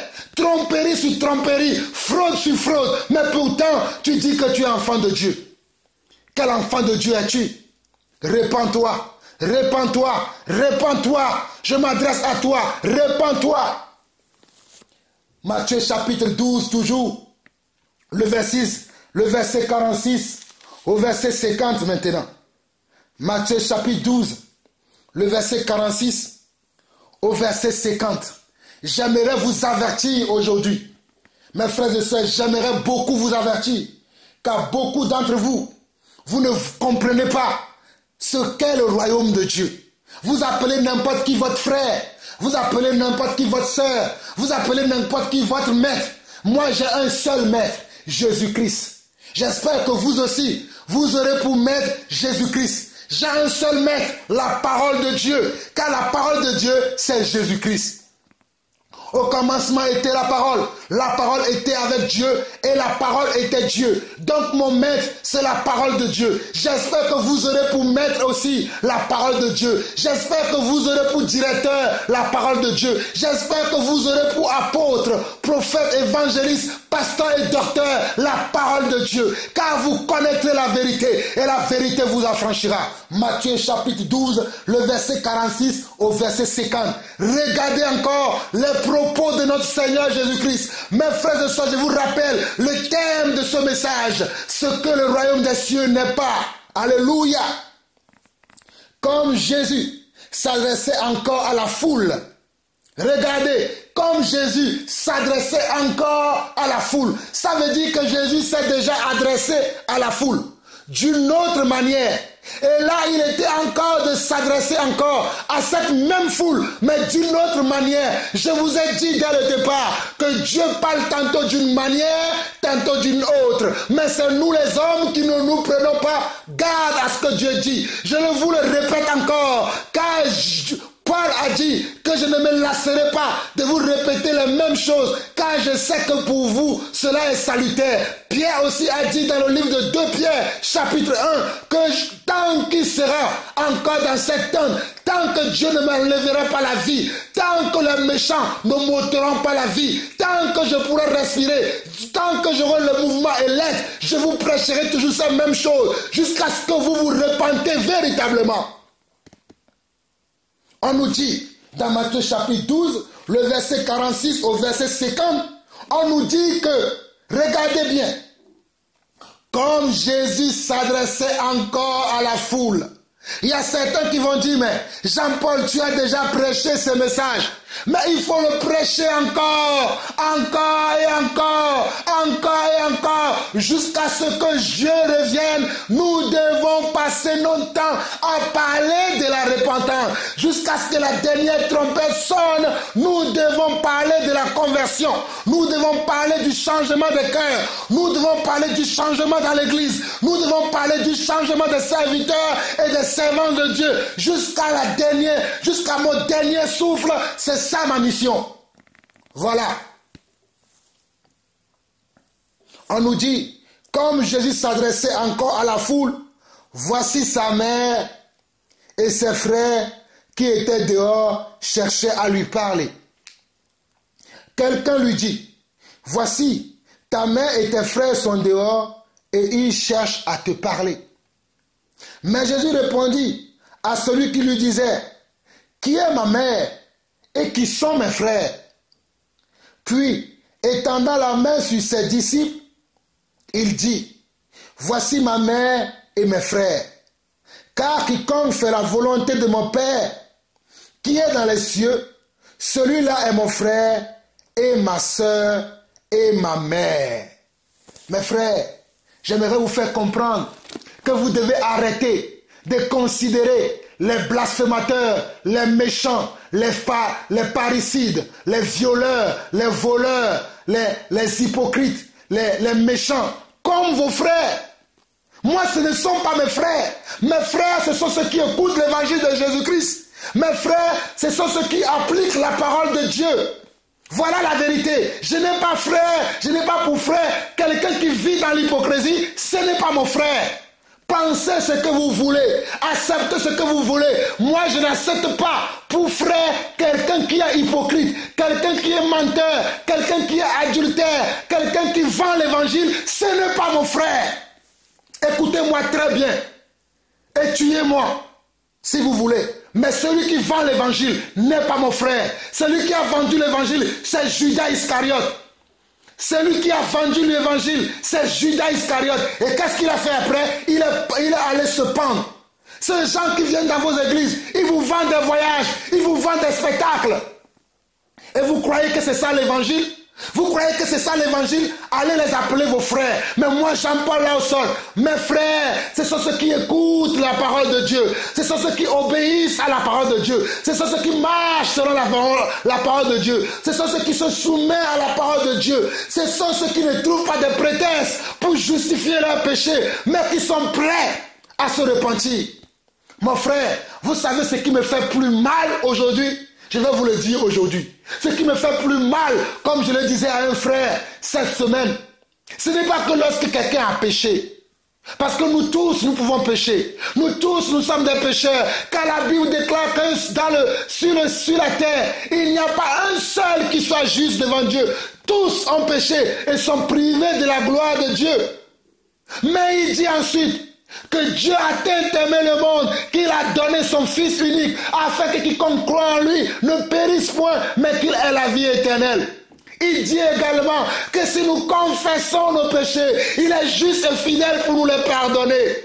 Ce qui me fait mal aujourd'hui, c'est parce que les hommes ne veulent pas confesser leurs péchés. Ils savent pertinemment qu'ils ont péché. Ils savent pertinemment qu'ils ont fauté contre Dieu. Mais ils ne veulent pas se repentir. Ils ne veulent pas, Seigneur Dieu, revenir à toi. Tu leur montres leurs péchés. Mais ils ne veulent pas. Ils ne veulent pas. C'est ça qui me fait mal. C'est ça qui me fait mal. Si j'ai péché et qu'un frère vient me dire, frère Jean-Paul, tu as péché. Mais c'est un honneur pour moi de savoir que quelqu'un vient me montrer mon péché. Et je dois me repentir car il veut sauver ma vie. Mais aujourd'hui, ce n'est pas ce qu'on voit. Tu peux montrer le péché à ton frère, mais il va te dire, toi tu as la poutre dans tes yeux. Il va prendre une parole. Hors de ce contexte, il va te dire, toi tu as la poutre dans tes yeux et tu veux enlever la paille qui est dans mon œil. C'est ça ce qu'on nous dit aujourd'hui. Tu dis à quelqu'un, tu vends l'évangile. Il va te dire, mais toi tu as la poudre dans tes yeux. Tu reçois un salaire de 2000 € que tu ne me donnes pas. Mais tu viens me dire de ne pas vendre l'évangile. Comme si je reçois un salaire, je ne dois pas m'occuper de mes enfants, je ne dois pas m'occuper de ma famille, je ne dois pas s'occuper de moi, mon ministère, mais je dois m'occuper tout le temps des autres. C'est ça ce que les gens pensent. Tout ce qu'ils veulent, ils ne pensent qu'à eux. Ils ne pensent qu'à eux-mêmes. Ils ne pensent pas aux autres. Ils ne pensent pas que les gens aussi ont une vie. Ils ne pensent pas que les gens aussi ont un ministère. Ils ne pensent pas que les gens aussi ont besoin de soutien. Mais ils ne pensent qu'à eux. Comme un frère me dit, oui, tu n'as pas soutenu mon magazine. Pourtant, tu reçois plus de 2000 euros de ton salaire. Comme si c'est lui qui est mon patron. Il me dit, tu pouvais me donner 90% de ton salaire, comme si c'est à lui de me dire ce que je dois donner. La Bible dit que celui qui donne, donne selon son cœur. Mais aujourd'hui, on veut nous forcer à donner. Oh mes frères et sœurs, on veut nous forcer à donner pour des causes qui ne sont pas nobles dans le royaume des cieux. On veut nous forcer à donner pour des causes qui ne sont pas nobles ni véridiques dans la maison de Dieu. On veut que nous soutenons tout et n'importe quoi. Moi, Jean-Paul Lawson, je ne soutiendrai tout et n'importe quoi, mais je soutiendrai toujours la volonté de Dieu, car je suis sur la terre pour faire la volonté de Dieu. Je ne suis pas sur la terre pour faire ma propre volonté. Je ne suis pas sur la terre pour créer un groupe d'amis, pour qu'on ait notre façon de vivre. Mais la façon de vivre, c'est dans l'évangile. La façon que nous devons nous conduire, c'est dans l'évangile. La façon que nous devons marcher, c'est dans l'évangile. Tout est dans l'évangile. Mais aujourd'hui, les gens ne veulent pas s'humilier et marcher selon l'évangile. Les gens ne veulent pas s'adapter à l'évangile. Ils veulent eux-mêmes faire leur propre évangile. Et ils ont comment? Des supporters qui les supportent. Moi, mes chers frères et sœurs, je ne cherche pas des supporters. Si je cherchais des supporters, j'allais déjà avoir plusieurs églises dans le monde. Croyez-moi, avec la connaissance que j'ai, avec la grâce que Dieu m'a fait, je suis capable de faire comme les faux prédicateurs. Mais que Dieu m'en préserve. Ce n'est pas là où Dieu m'envoie. Car je connais beaucoup avec qui j'ai marché dans le passé, qui aujourd'hui, ils ont des églises. Et croyez-moi, dans ces églises, il y a plein de gens. Mais quand j'écoute les messages qu'ils prêchent, quand je vois ce qu'ils font dans ces églises-là, ils ne sont pas en train de marcher selon la doctrine des apôtres et des prophètes. C'est ça que je ne veux pas. C'est pour ça que je suis solitaire. Je ne veux pas créer une église des hommes, mais je vais créer une église des disciples. Je ne veux pas créer une église des membres, mais je vais créer une église des disciples. C'est pour ça que cela est plus difficile pour moi aujourd'hui, de trouver des frères et des sœurs. Car mes frères et mes sœurs, c'est ce que nous venons de lire dans Matthieu chapitre 12, le verset 46 à 50. Toi qui appelles n'importe qui, que tu rencontres dans un groupement d'hommes et tu commences à l'appeler frère. Connais-tu comment cette personne vit? Sais-tu comment son cœur fonctionne? Sais-tu comment il s'adapte à la volonté de Dieu? Sais-tu comment il marche selon la parole de Dieu? Mais parce qu'il dit Jésus, tu commences à l'appeler frère. Mes frères et sœurs, faites attention. N'appelez pas n'importe qui frère. N'appelez pas n'importe qui sœur. Mon frère, je vous le dis, c'est celui qui pratique la parole de Dieu. Ma sœur, c'est celui qui pratique la parole de Dieu. Si tu ne pratiques pas la parole de Dieu, tu ne seras jamais, je le dis encore, tu ne seras jamais le frère de Jean-Paul Lawson. Croyez-moi, j'ai des frères dans la chair. Ça, ce sont mes frères dans la chair. Mais dans le Seigneur, si tu veux être mon frère, si tu veux être ma sœur, il faut que tu appliques la parole de Dieu. Ce message, ces paroles, ces discours, c'est mon Seigneur Jésus qui l'a tenu. Je vous relis encore ce message afin que vous compreniez les Écritures et que vous sachiez que ce que vous voyez dans le monde, ça, ce n'est pas le royaume des cieux. Matthieu chapitre 12, le verset 46 au verset 50.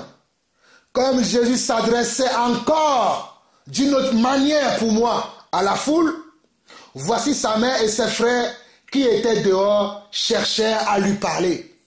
Beaucoup cherchent aujourd'hui à nous parler. Je dis beaucoup cherchent aujourd'hui à nous parler. Parce que, vous savez, là où il y a de la vérité, il y a aussi des gens qui veulent altérer la vérité. Il y a aussi des gens qui veulent arrêter la vérité. Beaucoup cherchent à nous parler.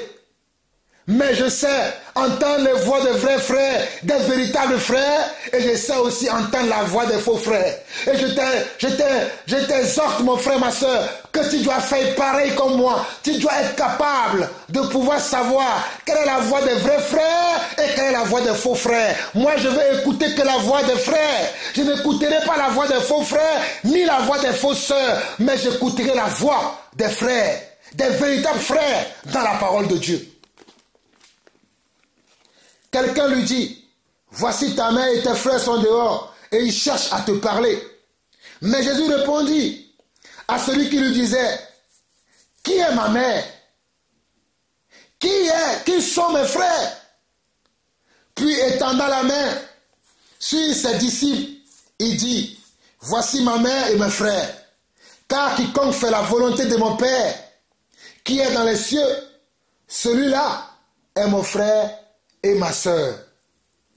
Voilà, c'est celui qui fait la volonté de Dieu. C'est celui-là qui est nos frères, qui sont nos frères et qui sont nos sœurs.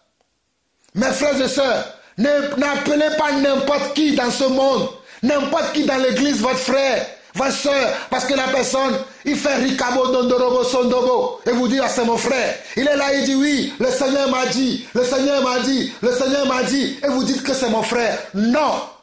Ce n'est pas parce que quelqu'un a dit le Seigneur m'a dit. Ce n'est pas quelqu'un, il est là, il fait rotoko, sokoto, koto, coca, coca, coca, fanta, fanta, fanta. Que non, c'est ton frère. Ton frère, c'est celui qui marche selon la parole de Dieu. Ta soeur, c'est celui qui pratique la parole de Dieu. C'est ça la vérité. C'est ça ce qu'on ne vous prêche pas. Dans ces endroits où vous venez, on vous dit, soyez bénis. Vous êtes bénis. Vous allez accomplir de grandes choses. Vous allez accomplir de grandes choses. Je vois la main de l'Éternel sur toi. Je te vois traverser le monde entier. Tu vas faire et vous êtes content. Moi, je te dis, répands-toi. Toi qui vis dans la fornication.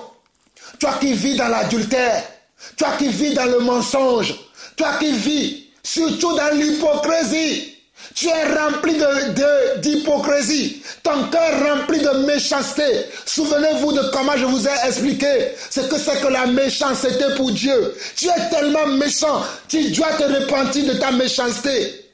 Ta méchanceté, c'est que tu n'obéis pas à la voix de Dieu, c'est que tu ne te soumets pas à la parole de Dieu. C'est en cela que tu as péché contre Dieu. Répands-toi de cette méchanceté et Dieu t'accueillera favorablement dans sa maison. Nous allons prendre Luc chapitre 24. Luc chapitre 24. Mes frères et sœurs, soyez bénis.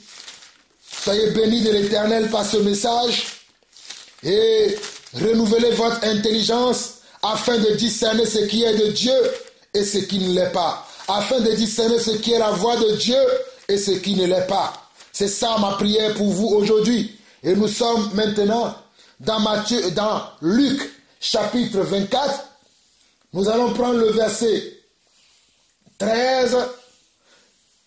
Nous allons commencer par le verset 13 qui dit ceci.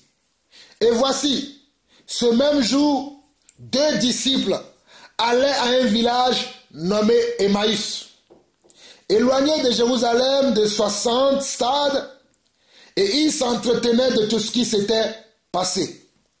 Pendant qu'ils parlaient et discutaient, Jésus s'approcha et il fit route avec eux. Mais leurs yeux étaient empêchés de le reconnaître. Il leur dit, de quoi vous entretenez, vous, en marchant? Et ils s'arrêtèrent, l'air attristés. L'un d'eux, nommé Cléopas, lui répondit, es-tu le seul qui séjourna à Jérusalem ne sache pas ce qui est arrivé ces jours-ci? Quoi? Leur dit-il. Et il lui répondit, ce qui est arrivé au sujet de Jésus de Nazareth, qui était un prophète puissant en œuvre et en parole devant Dieu et devant tout le peuple, et comment les principaux sacrificateurs et nos magistrats l'ont livré pour le faire condamner à mort et l'ont crucifié. Nous espérions que ce serait lui qui délivrerait Israël. Mais avec tout cela, voici le 3e jour que ces choses se sont passées. Mes frères et sœurs, j'aimerais que vous me suivez attentivement maintenant. J'aimerais que vous prêtez attention à ce que je vais dire. J'ai dit généralement que nous ne connaissons pas tous nos frères. Voici, en dehors des 12 disciples de Jésus que nous connaissons bien, il y avait d'autres personnes qui étaient aussi disciples de Jésus-Christ. C'est-à-dire qui suivaient aussi Jésus, qui le prenaient pour leur maître. Si vous allez plus loin, on nous donne le nom de l'un qui s'appelait comment? Cléopas. Mes frères, vous qui voulez marcher selon le Seigneur et qui des fois vous vous retrouvez seul, croyez-moi, vous n'êtes pas seul. On est nombreux sur la terre aujourd'hui à être des véritables enfants de Dieu. On est nombreux à être des véritables enfants de Dieu aujourd'hui. Il y a des gens qui se plaignent souvent, me disant, je suis seul, je suis seul.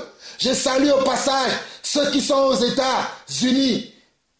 J'ai oublié le nom de vos districts, mais vous allez vous reconnaître, qui m'écrivez souvent, nous sommes seuls, nous cherchons un serviteur de Dieu, nous voulons avoir des frères. Croyez-moi, vous n'êtes pas seuls, nous sommes nombreux aujourd'hui à chercher, à vivre le vrai évangile, à chercher, à aimer le vrai évangile. Nous sommes nombreux. Mais très bientôt, Dieu nous rassemblera afin que nous soyons éternellement avec lui. Soyez réconfortés par ce message. Je reviens à mon message. Voici des disciples qui ont marché avec Jésus, qui ont toujours entendu parler Jésus de ce qu'il va faire. Je vous répète encore, je dis les gens qui ont toujours entendu Jésus de ce que Jésus va faire. Mais Jésus meurt, voilà le comportement de ces gens. Et aujourd'hui dans l'église, nous avons des disciples comme ça, qui ne reconnaissent plus le message que Jésus nous a transmis, qui ne reconnaissent plus les recommandations que Jésus nous a données. Pourtant, ils ont été avec Jésus. Voilà des gens qui ont marché avec Jésus. Mon cœur me fait mal. Ne soyez pas comme des disciples d'Emmaüs qui ont oublié la parole de Dieu. Je n'oublierai pas les paroles que Dieu m'a montrées. Je n'oublierai pas les révélations que Dieu m'a données. Car la révélation de Dieu m'éclaire. La révélation de Dieu est une lampe à mes pieds. Ce sont comment? Une lumière pour moi, les révélations de Dieu. Mais les disciples d'Emmaüs, ils ont oublié la révélation de Dieu. Comment je le sais? Suivez-moi attentivement. Luc chapitre 24 à partir du verset 13. Et voici ce même jour, 2 disciples allaient à un village nommé Emmaüs, éloigné de Jérusalem de 60 stades. Et ils s'entretenaient de tout ce qui s'était passé. Pendant qu'ils parlaient et discutaient, Jésus s'approcha et fit route avec eux. Mais leurs yeux étaient empêchés de le reconnaître. Regardez, ces gens avaient marché avec Jésus. Ils savaient que Jésus avait annoncé qu'il souffrirait pendant 3 jours, qu'il souffrirait, qu'il mourrait, et pendant 3 jours, qu'il serait retenu dans la terre, sous la terre, et que le 3e jour, il ressusciterait. Mais regardez, ces disciples parlaient de cela, mais ils ne s'en rendent pas compte que ce qu'ils disaient, que c'est ça, que cela était arrivé. Verset 16. On nous dit, mais leurs yeux empêchaient de le reconnaître. Ils ne reconnaissaient pas le Seigneur. Ils ne reconnaissaient pas Jésus qui leur avait parlé. Mes frères et sœurs, Jésus qui était avec eux, qui leur enseignait tous les jours, ils ne le reconnaissaient pas. C'est comme les gens aujourd'hui, tu leur parles de la parole de Dieu, tu leur dis la vérité, mais ils ne vont pas reconnaître la vraie parole de Dieu. Leurs yeux sont comme s'ils s'étaient enfermés. Oh, toi qui es dans cet état, je prie maintenant pour toi, peu importe où tu te trouves, alléluia. Oh, j'invoque le nom de Jésus sur ta vie maintenant, que tes yeux s'ouvrent, que tes oreilles spirituelles s'ouvrent, que tes yeux spirituels s'ouvrent, afin que tu sois capable d'entendre la voix de Dieu, afin que tu sois capable de voir Dieu dans sa grandeur, dans sa splendeur, dans sa longueur et dans sa largeur, dans sa hauteur, dans toutes les formes de Dieu. Je prie pour toi, pour que tu sois capable de voir Dieu aujourd'hui. Il faut que nous voyions Dieu. Il est primordial aujourd'hui que tu sois capable de reconnaître Dieu. Parce que nous ne reconnaissons pas Dieu. C'est pour cela que nous sommes trompés aujourd'hui. Nous appelons le mal bien. Nous appelons le bien mal aujourd'hui. Parce que nous ne reconnaissons pas Dieu. Parce que nous ne reconnaissons pas la parole de Dieu. Voyez-vous, ce sont des disciples. Il n'est pas question d'ici des païens, des gens qui connaissent Dieu, des gens qui connaissent Jésus-Christ, mais ils l'ont vu, mais ils ne le reconnaissent pas. C'est l'état de l'Église comme ça aujourd'hui. Nous continuons. Verset 18. L'un d'eux nommé Cléophas lui répondit, es-tu le seul qui séjourna à Jérusalem, ne sache pas ce qui est arrivé ces jours-ci? Quoi, leur dit-il? Il lui répondit, ce qui est arrivé au sujet de Jésus de Nazareth, qui était un prophète puissant en œuvre et en parole devant Dieu, devant tout le peuple, et comment les principaux sacrificateurs et nos magistrats l'ont livré pour le faire condamner à mort et ils l'ont crucifié. Nous espérons que ce serait lui qui délivrerait Israël. Mais avec tout cela, voici le 3e jour que ces choses se sont passées. Voilà les gens qui ont marché avec Jésus, qui ont vu Jésus faire des miracles, qui ont vu Jésus ressusciter des morts, qui ont vu Jésus parler à longueur de journée de ce qui le concerne, de ce qu'il va faire. Mais ils étaient complètement à côté de la plaque. Mes frères et sœurs, je veux que vous sachiez que vous pouvez être disciples, mais que si vous ne faites pas attention aux paroles de Jésus, que si vous ne méditez pas correctement, si vous ne prenez pas correctement les paroles de Jésus en considération, vous serez complètement à la plaque. Voyez les disciples de Maïs, ils étaient complètement à la plaque. Regardez ce qu'ils disent. Ce n'est pas moi qui invente. Toutes ces choses ont été écrites pour que cela soit une instruction pour vous et pour moi. Regardez Luc chapitre 24, le verset 21. Regardez ce que les disciples d'Emmaüs disent. Ils disent, nous espérions que ce serait lui qui délivrera Israël. Mais avec tout cela, voici le 3e jour que ces choses se sont passées. Regardez ce qu'ils disent. Ils ne savaient pas, ils n'ont pas encore compris que c'est lui, alléluia, qui est comment? La lumière pour les hommes. Ils ne savaient pas encore que c'est lui qui était le soleil de la terre. Ils ne savaient pas encore que c'est lui, oh alléluia, qui était la lumière qui éclaire dans les ténèbres. Ils ne savaient pas encore que c'est lui qui devait délivrer son peuple. Regardez ce qu'il dit. Il disait que nous espérions que ce serait lui qui délivrerait Israël. Mais avec tout cela, voici le 3e jour que ces choses se sont passées. Ils ont pensé que c'est fini pour lui. Ils ont pensé que Jésus c'est fini, que son histoire était finie. Et ils étaient désespérés. Je ne connais pas ta situation. Je ne sais pas dans quoi tu te retrouves aujourd'hui. Je ne connais pas tes galères, tes persécutions, tes épreuves aujourd'hui. Mais mon frère, ma soeur, il est écrit que pour nous qui devons suivre Jésus, il est écrit que pour nous qui voulons suivre Jésus, nous devons souffrir. Nous devons même des fois être même des martyrs. Mais cela, c'est la volonté de Dieu pour nous, mes frères. Cela ne veut pas dire que Jésus t'a oublié. Cela ne veut pas dire que Jésus n'a pas un projet pour ta vie. Cela ne veut pas dire que Jésus ne marche pas avec toi parce que tu souffres. Voilà, mon frère, mon message pour toi. Je continue. Verset 22. Il est vrai que quelques femmes d'entre nous ont fort étonnés, s'étant rendues de grand matin au sépulcre et n'ayant pas trouvé son corps, elles sont venues dire que des anges leur sont apparus et ont annoncé qu'il est vivant. Quelques-uns de ceux qui étaient avec nous sont allés au sépulcre et ils ont trouvé les choses comme les femmes l'avaient dit. Mais lui, ils ne l'ont point vu. Alors Jésus leur dit, ô hommes sans intelligence, regardez, avant d'aller nous lire le verset 25, voyez-vous, ces disciples d'Emmaüs ne croyaient même pas à ce que les femmes ont dit. Ne croyaient pas au message des femmes. Ce que les femmes ont annoncé. Ce que Marie de Magdala. Ce sont eux qui sont partis. Avec Marie, la mère de Jésus. Ce sont eux qui sont partis.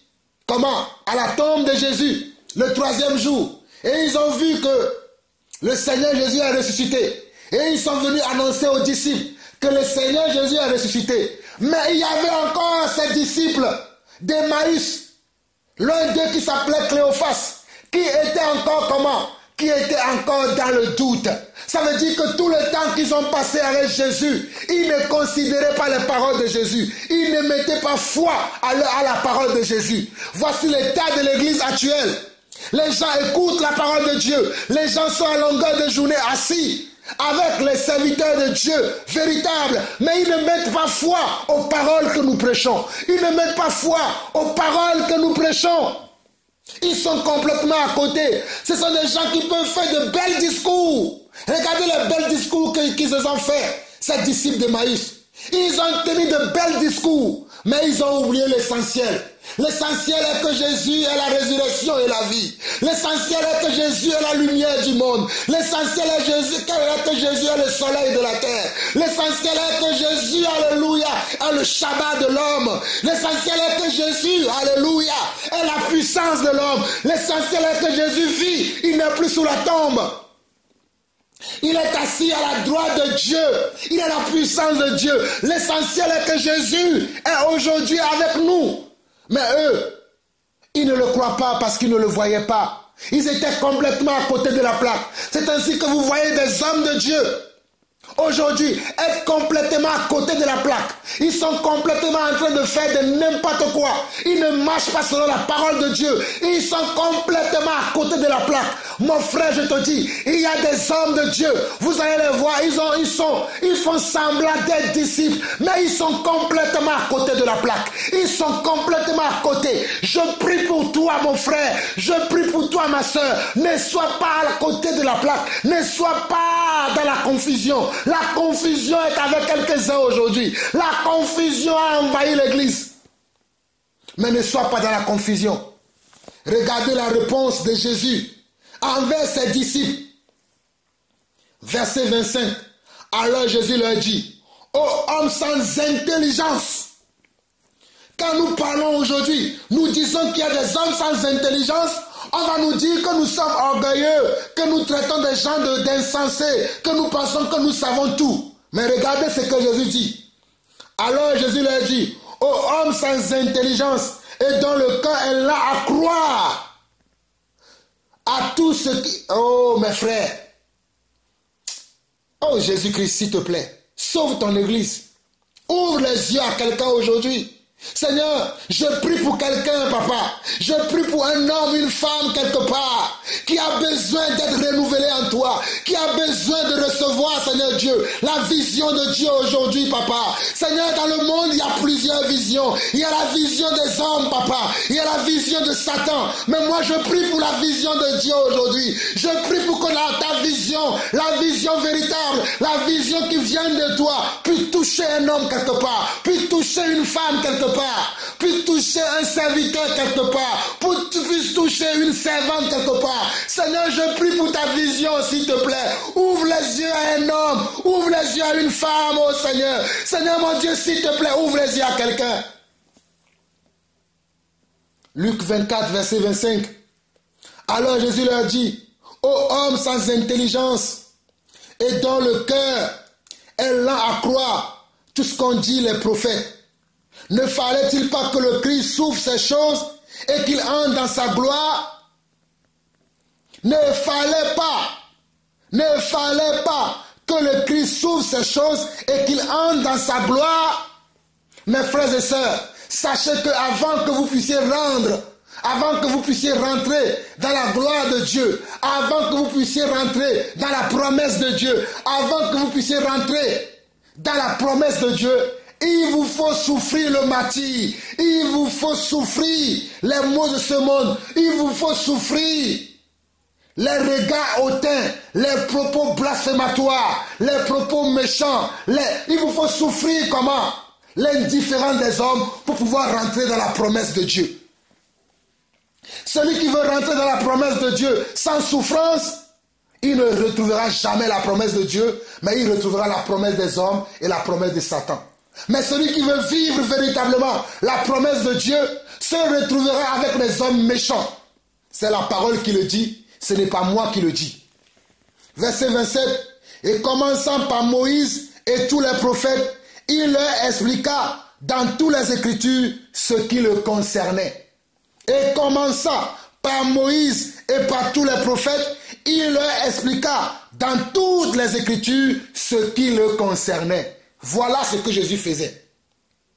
Voilà ce que Jésus faisait. Jésus a expliqué aux disciples d'Emmaüs de comprendre, malgré qu'il était avec eux depuis des années. Mais c'était des hommes sans intelligence. Ils ne voulaient pas comprendre Dieu. Il fallait que de nouveau, Jésus revienne encore, leur expliquer, en commençant par la loi de Moïse, en commençant par les prophètes, en commençant par les prophètes, leur expliquer encore l'évangile de Jésus-Christ. A commencé à encore leur expliquer la parole de Dieu. Voyez-vous, beaucoup de gens aujourd'hui sont dans l'église, mais ils ne comprennent pas la volonté de Dieu. Mes frères et sœurs, je vous assure, il y a beaucoup d'hommes qui ont ouvert des églises. Il y a beaucoup d'hommes qui ont créé des églises. Il y a beaucoup de gens qui prêchent, mais ils ne savent même pas de quoi ils parlent. Je vous dis la vérité, voyez, vous, des disciples d'Emmaüs, ils ne savaient pas de quoi ils parlaient. Il fallait que Jésus-Christ vienne encore leur expliquer la parole, leur expliquer les paroles, en passant par la loi de Moïse, en passant par les prophètes, afin qu'ils comprennent de quoi il s'agit. C'est là l'état de l'Église aujourd'hui. Beaucoup de gens ont Jésus dans la bouche. Beaucoup de gens prêchent Jésus, beaucoup de gens parlent de Jésus, mais ce qui concerne véritablement Jésus-Christ, ils ne le connaissent pas. C'est pour ça qu'ils vous vendent l'évangile, c'est pour ça qu'ils vous vendent de l'eau, c'est pour ça qu'ils sont dans la méchanceté, ils sont dans comment? Ils sont dans l'hypocrisie, ils sont comment? Ils sont dans l'orgueil, ils sont comment? Ils sont dans le mensonge. Ils sont dans les envoûtements, ils vous vendent des voyages, ils vous vendent des spectacles, ils vous vendent comment du théâtre dans l'église, mais ils ne vous prêchent pas Jésus-Christ. Toujours dans ce même chapitre de Luc 24, regardez du verset 44 au verset 53, il dit ceci. Puis il a dit, c'est là ce que je vous disais lorsque j'étais encore avec vous, qu'il fallait que s'accomplisse tout ce qui était écrit de moi dans la loi de Moïse, dans les prophètes et dans les psaumes. Regardez, Jésus est parti vers les 11 maintenant, vers les 12. Mais les 12, il y avait quelqu'un parmi eux qui avait été déjà comment? Qui avait déjà quitté le navire. À cause de quoi? À cause de la convoitise qui était dans son cœur. Il avait convoité 30 cycles d'argent qui l'ont amené comment? À aller se pendre. Et ils étaient 11 à ce moment-là. Et quand Jésus est venu, voici ce qu'il dit aux 11. Puis il leur dit, c'est là ce que je vous disais, lorsque j'étais encore avec vous, qu'il fallait que s'accomplisse tout ce qui était écrit de moi dans la loi de Moïse, dans les prophètes et dans les psaumes. Regardez, dans la loi de Moïse, dans les prophètes et dans les psaumes, nous comprenons aujourd'hui que la loi de Moïse parlait de Jésus-Christ. Nous comprenons aujourd'hui que les prophètes parlaient de Jésus-Christ. Nous comprenons aujourd'hui que les psaumes parlent de Jésus-Christ aujourd'hui.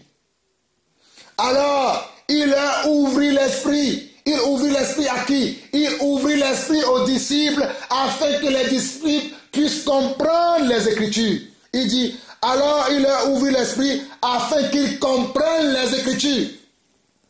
Mes frères et sœurs, vous qui allez à l'église, vous qui avez des maîtres, mais qui ne comprenez pas l'Écriture, vous devez demander à Dieu aujourd'hui l'objet de vos prières. Vous devez demander que Dieu vous ouvre l'esprit afin que vous compreniez les Écritures.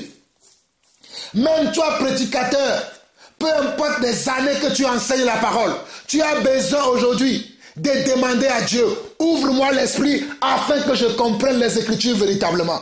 Peu importe le ministère que tu as reçu, peu importe la grâce que tu as reçue, peu importe le don que tu as reçu, mais tu dois demander que Dieu t'ouvre les yeux afin que tu comprennes les Écritures. Sinon tu vas travailler en vain, sinon tu vas prêcher en vain, sinon tu vas faire des choses en vain. Beaucoup d'entre vous, vous croyez que la maison de Dieu, le royaume des cieux, c'est appartenir à un groupe de chorale, c'est appartenir à un groupe de chants. Et vous faites des cantiques. Après, vous avez des émotions. Le Saint-Esprit est là. Ça, ce n'est pas la maison de Dieu. Je vous dis la vérité. La maison de Dieu, ce n'est pas avoir des émotions, ce n'est pas avoir des sentiments. La maison de Dieu, c'est d'être touché par l'évangile et de rentrer dans la repentance. C'est ça la maison de Dieu. Dans la maison de Dieu, on doit se répandre. La maison de Dieu, on doit se répandre. Il faut la repentance aujourd'hui. La vraie repentance. Repentons-nous. C'est ça ce qu'il nous faut aujourd'hui dans la maison de Dieu. Au verset 46, il leur dit, ainsi il est écrit que le Christ souffrirait et qu'il ressusciterait des morts le troisième jour et que la repentance et le pardon des péchés seraient prêchés en son nom à toutes les nations, à commencer par Jérusalem. Vous êtes témoins de ces choses. Et voici, j'enverrai sur vous ce que mon Père a promis, mais vous restez dans la ville jusqu'à ce que vous soyez revêtus de la puissance d'en haut. Il est conduit jusqu'à vers Béthanie et ayant levé les mains, il est béni. Pendant qu'il les bénissait, il se sépara d'eux et fut enlevé au ciel. Pour eux, après l'avoir adoré, ils retournaient à Jérusalem avec une grande joie et ils étaient continuellement dans le temple, louant et bénissant Dieu. Regardez, voilà le cheminement que nous devons faire. Lorsque Dieu nous ouvre les yeux et que nous comprenons sa parole, nous serons tous les jours dans la louange. Nous serons continuellement dans sa maison. Nous serons continuellement dans sa grâce, dans sa volonté, cherchant à accomplir tous les jours sa volonté, cherchant à accomplir tous les jours comment? Sa parole.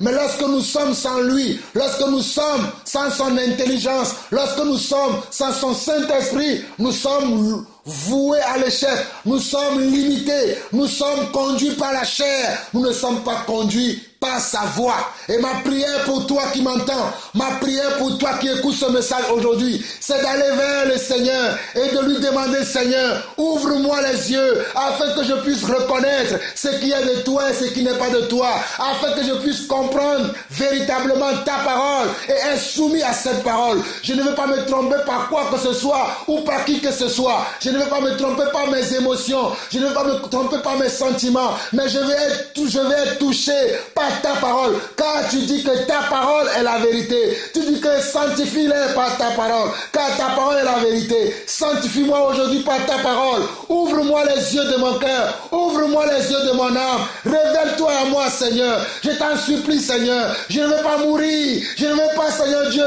souffrir la seconde mort. Mais je veux voir ta main me conduire. Je veux voir ta parole me conduire. Et le Seigneur te fera certainement grâce. Mes frères et sœurs, j'aimerais terminer maintenant ce message par Matthieu chapitre 11, le verset 24 au verset 28. J'aimerais terminer maintenant ce message par Matthieu chapitre 24, Matthieu chapitre 11, le verset 24 au verset 28. Écoutez ceci. Matthieu chapitre 11, le verset 24 au verset 28. Le disciple n'est pas plus grand que le maître, ni le serviteur plus que son Seigneur. Il suffit au disciple d'être traité comme son maître et au serviteur comme ses seigneurs. S'ils ont appelé le maître de la moisson Belzéboul, à combien plus forte raison appelleront-ils ainsi les gens de sa maison? Ne les craignez donc point, car il n'y a rien de caché qui ne doit être découvert, ni de secret qui ne doit être connu. Ce que je vous dis dans les ténèbres, dites-le en plein jour, et ce qui vous est dit à l'oreille, prêchez-le sur les toits. Ne craignez pas ce qui tue le corps et qui ne peut pas tuer l'âme. Craignez plutôt celui qui peut faire périr l'âme et le corps dans la géhenne. Alors mes frères et sœurs, c'est là où je veux finir aujourd'hui. Et si vous avez le temps, méditez Michée chapitre 6 pour compléter ce message. Là, je ne veux pas trop durer. Peut-être la prochaine fois, je commencerai par Michée chapitre 6. Mais je vous en conjure, méditez aussi Michée chapitre 6 parce que c'est un message aussi que Dieu m'a donné au travers de ce prophète Michée. Mais pour finir, pour vous qui croyez que quand on est disciple du Seigneur, on doit être applaudi partout, on doit être acclamé partout, on doit être aimé partout. Je vous dis que non, les véritables disciples du Seigneur sont méprisés partout. Ils sont appelés Belzéboul, ils sont appelés des méchants, ils sont appelés comment? Des serviteurs de Satan. Ils sont appelés comment? Des serviteurs de la mauvaise cause. Si vous voulez servir véritablement le Seigneur, vous serez maltraités, vous serez outragés, vous serez comment? Vous serez comment? Menacés, comme je le suis actuellement. Il y a beaucoup de menaces qui planent sur ma vie, mais c'est la volonté de Dieu pour moi. C'est pour cela que je voulais vous faire comprendre que nous qui cherchons à marcher selon Dieu, nous serons haïs des hommes, mais Dieu nous aime. Nous serons haïs des hommes, mais Dieu nous aime. Nous serons haïs. Toi qui es haï des hommes, si tu es véritablement dans la vérité, ne crains pas, car c'est la volonté de Dieu pour nous d'être haïs des hommes, mais d'être aimés de Dieu. Il y a des gens qui peuvent être haïs parce qu'ils sont dans le mensonge. Ça, c'est vrai. On peut être haï parce que nous sommes dans le mensonge. Mais si nous marchons véritablement dans la vérité, si nous nous conformons véritablement dans la parole de Dieu, si nous nous conformons véritablement au message que Jésus-Christ a prêché, que les apôtres et les prophètes ont prêché, et que nous sommes haïs, croyez-moi, l'Esprit de gloire, l'Esprit de Dieu est sur nous, l'Esprit de Dieu est sur nous. Toi qui es haï à cause de la vérité qui est en toi, toi qui es haï à cause de la parole de révélation de Dieu qui est en toi, toi qui es haï à cause de ta marche dans la vérité de Dieu, sache que ceci est la volonté de Dieu pour toi. C'est pour ça que Dieu dit, ne craignez pas ceux qui peuvent tuer le corps et qui ne peuvent pas tuer l'âme. Ne craignez pas ceux qui peuvent tuer le corps, mais qui ne peuvent pas tuer l'âme. Ne craignez pas ceux qui peuvent tuer le corps et qui ne peuvent pas tuer l'âme. Ne craignez pas pour votre corps. Ne craignez pas devant la mort. Levez les yeux vers le Seigneur.